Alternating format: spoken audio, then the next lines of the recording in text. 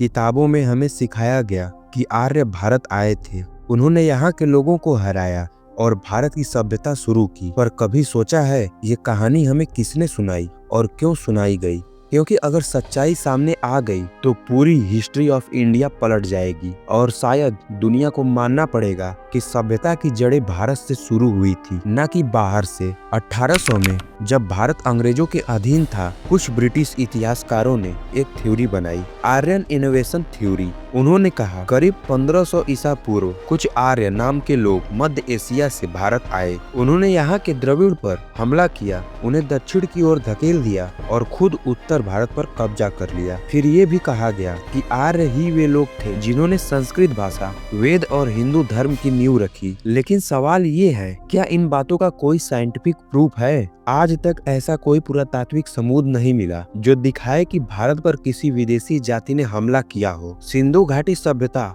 और वैदिक सभ्यता के बीच कहीं भी युद्ध की निशान नहीं मिले, न कोई मास डिस्ट्रक्शन, न किसी कल्चर का अचानक अंत। डीएनए रिसर्च कहती है भारत के लोगों में लगातार जेनेटिक कंटिन्यूटी रही है पिछले 10,000 वर्षों से भी ज्यादा। यानी लोग यहीं पैदा हुए, यहीं बसे और यहीं से सभ्यता विकसित हुई। 2018 में हड़प्पन जीनोम प्रोजेक्ट ने भी कहा भारत में कोई मास माइग्रेशन का एविडेंस नहीं मिला। तो फिर ये आर्य बाहर से आए थे वाली कहानी इतनी जीत से क्यों दोहराई गई? क्योंकि आर्य आक्रमण सिद्धांत सिर्फ एक ऐतिहासिक गलती नहीं थी, वो एक राजनीतिक हथियार था। ब्रिटिश ने भारत को आर्य और द्रविड़ में बांट दिया, उत्तर और दक्षिण, ऊंच नीच, जाति और भाषा के नाम पर। उन्होंने कहा तुम खुद भी बाहर से आए थे, इसलिए अंग्रेजों का आना भी वैसा ही है। यानी भारत को बांटने के लिए इतिहास को तोड़ा मरोड़ा गया। वो चाहते थे कि भारत अपनी ही जड़ों पर शक करे और उन्होंने कर भी दिया। अब नए डीएनए और लिंग्विस्टिक स्टडीज कहती है संस्कृत और यूरोपीय भाषाओं में समानता है, पर इसका मतलब इनोवेशन नहीं बल्कि कल्चर एक्सचेंज है। ऋग्वेद में ना कोई इन्वेदर का जिक्र है, ना कोई पराई भूमि का, बल्कि वो कहता है यह मेरा है, वो तेरा है। ये संकुचित सोच है। वेद बताते हैं एक ऐसी सभ्यता की कहानी